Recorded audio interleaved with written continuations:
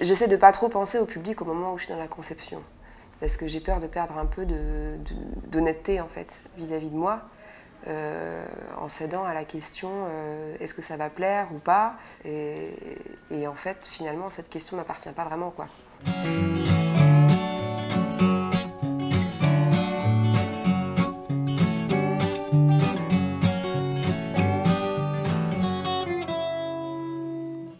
Je suis auteure illustratrice et donc je conçois des livres avec des textes et des images qui sont édités par des éditeurs jeunesse mais qui sont entre autres pour les enfants.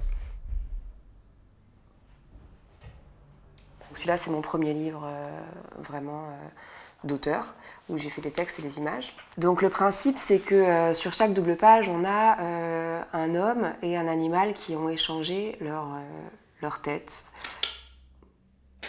Bon, il y a beaucoup de choses qui ont changé dans mon dessin depuis 10 ans, là, mais quand je le regarde, je trouve que tout est là, finalement. Le fait de voir des personnages qui sont installés sur une scène, qui posent et qui regardent le lecteur. Le ton aussi, un peu surréaliste, les situations un peu absurdes, ça c'est quelque chose qui est né en fait avec ce livre-là. Et après, finalement, c'est dans ce type de livre que j'ai évolué aussi. C'est des livres en fait, où c'est pas nécessairement des histoires. En fait. C'est souvent des séries d'images où il y a un système, où il y a une règle qui fait que je vais faire des images toujours sur la même règle. Après, je déroule en fait. Donc, je travaille en atelier collectif. Je dessine à la plume. Enfin, souvent, je fais des croquis au crayon dans mes carnets.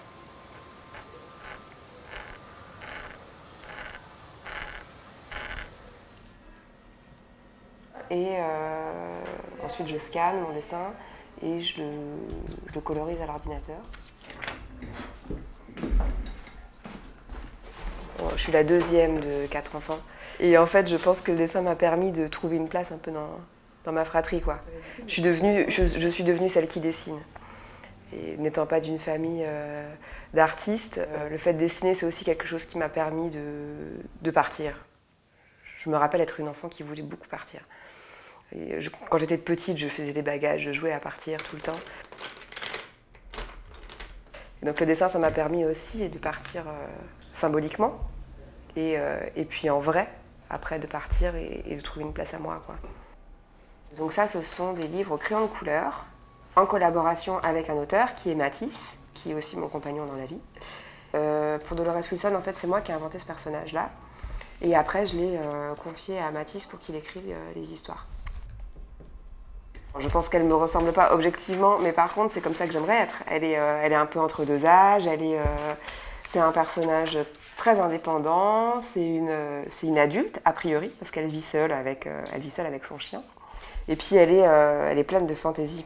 Si je devais être un personnage que j'avais inventé, ce serait elle. Les enfants disent que je lui ressemble aussi, ça me fait... Je suis très fière de lui ressembler. C'est surtout les lunettes et le bonnet jaune. Hein. C'est tout à fait vous, en effet.